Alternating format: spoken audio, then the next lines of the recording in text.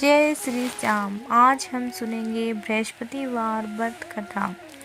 प्राचीन काल की बात है। किसी राज्य में एक बड़ा प्रतापी और दानी राजा राज करता था। वह हर गुरुवार को व्रत रखकर दीन दुखियों की मदद करके पुण्य प्राप्त करता था। परंतु ये बात उसकी रानी को अच्छी नहीं लगती थी।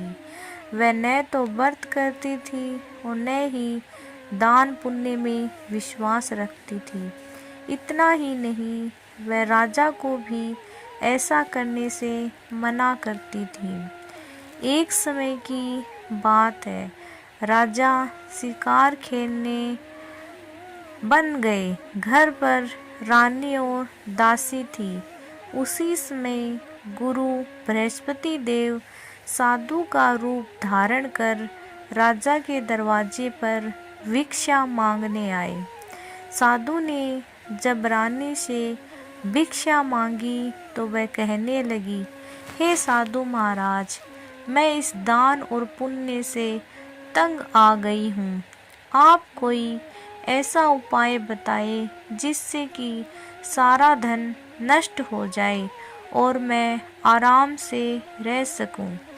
इतना सुनकर बृहस्पति देव ने कहा, हे देवी, तुम बड़ी ही विचित्र हो। संतान और धन से कोई दुखी होता है। अगर अधिक धन है तो इसे शुभ कार्यों में लगाओ। कुंवारी कन्याओं का विवाह करवाओ। विद्यालय और बाग बगीचों का निर्माण करवाओ, जिससे तुम्हारे दोनों लोग सुधरेंगे। परंतु साधु की इन बातों से रानी को खुशी नहीं हुई। उसने कहा, मुझे ऐसे धन की आवश्यकता ही नहीं है जिसे मैं दान दूं और जिसे संभालने में मेरा सारा समय नष्ट हो जाए। तब साधु ने कहा, अगर तुम्हारी ऐसी ही इच्छा है तो मैं जैसा तुम्हें बताता हूँ तुम वैसा ही करना। गुरुवार के दिन तुम घर को गोबर से लीपना। अपने बालों को पीली मिट्टी से धोना। राजा से हजामत बनाने को कहना।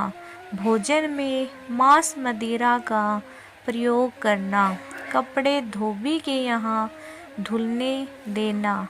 इस प्रकार 7 बृहस्पतिवार करने से तुम्हारा समस्त धन नष्ट हो जाएगा।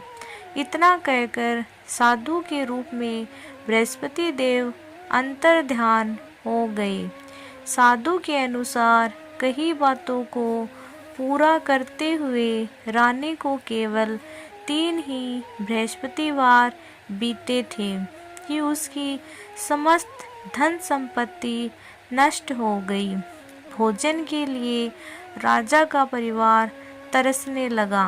तब एक दिन राजा ने रानी से बोला, हे रानी, तुम यही रहो, मैं दूसरे देश को जाता हूँ, क्योंकि यहाँ पर सभी लोग मुझे जानते हैं, इसलिए मैं कोई छोटा कार्य नहीं कर सकता। ऐसा कहकर राजा दूसरे देश चला गया। वहाँ वह जंगल से लकड़ी काटकर लाता और शहर में बेचता। इस तरह वह अपना जीवन व्यतीत करने लगा। इधर राजा के परदेश जाते ही रानी और दासी दुखी रहने लगी।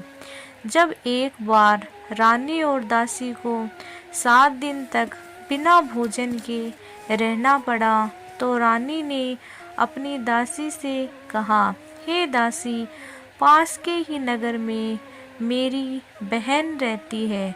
वह बहुत धनवान है। तुम उसके पास जा और कुछ ले आ ताकि थोड़ा बहुत गुजर बसर हो जाए। दासी रानी की बहन के पास गई। उस दिन गुरुवार था और रानी की बहन उस समय बृहस्पतिवार की कथा सुन रही थी। दासी ने रानी की बहन को अपनी रानी का संदेश दिया, लेकिन रानी की बड़ी बहन ने कोई उत्तर नहीं दिया। जब वह दासी को रानी की बहन से कोई उत्तर नहीं मिला तो वह बहुत दुखी हुई और उसे क्रोध भी आया। दासी ने वापस आकर रानी को सारी बात बता दी। ये सुनकर रानी ने अपने भाग्य को कोसा। उधर रानी की बहन ने सोचा कि मेरी बहन की दासी आई थी, परंतु मैंने उससे कुछ नहीं बोला। इससे वह बहुत दुखी हो गई। कथा सुनकर और पूजा समाप्त करके वह अपनी बहन के घर आई और कहने लगी, हे बहन, मैं बृहस्पतिवार का व्रत कर रही थी। तुम्हारी दासी मेरे घर आई थी, परंतु जब तक कथा होती है तब तक न तो मैं उठती हूँ और न ही बोलती हूँ, इसलिए मैं नहीं बोली। बताओ दासी क्यों आई थी? रानी बोली, बहन, तुमसे क्या छिपाऊं, हमारे घर में खाने तक को अनाज नहीं है। ऐसा कहते कहते रानी की आंखें भर आई। उसने दासी समेत पिछले 7 दिनों से भूखे रहने की बात अपनी बहन को बता दी। रानी की बहन बोली, देखो बहन, भगवान बृहस्पति देव सबकी मनोकामना को पूर्ण करते हैं। देखो, शायद तुम्हारे घर में अनाज रखा हो। पहले तो रानी को विश्वास नहीं हुआ, पर बहन के आग्रह करने पर उसने अपने दासी को अंदर भेजा तो उसे सचमुच अनाज से भरा एक घड़ा मिल गया। ये देखकर दासी को बड़ी हैरानी हुई। दासी रानी से कहने लगी, हे रानी, जब हमको भोजन नहीं मिला तो हम व्रत ही तो करते हैं, इसलिए क्यों न इनसे व्रत और कथा की विधि पूछ ली जाए ताकि हम भी व्रत कर सकें। तब रानी ने अपनी बहन से बृहस्पतिवार व्रत के बारे में पूछा। उसकी बहन ने बताया, बृहस्पतिवार के व्रत में चने की दाल और मुनक्का केले की जड़ में अर्पित करें तथा दीपक जलाए, व्रत कथा सुने, पीला भोजन करे। इससे बृहस्पति देव और भगवान विष्णु प्रसन्न होते हैं। व्रत और पूजा की विधि बताकर रानी की बहन अपने घर लौट आई। 7 दिन के बाद जब गुरुवार आया तो रानी और दासी ने व्रत रखा। वह गुड़साल में जाकर चना और गुड़ लेकर आई, फिर उससे केले की जड़ तथा विष्णु भगवान की पूजा की। अब पीला भोजन की चिंता को लेकर दोनों बहुत दुखी हुए।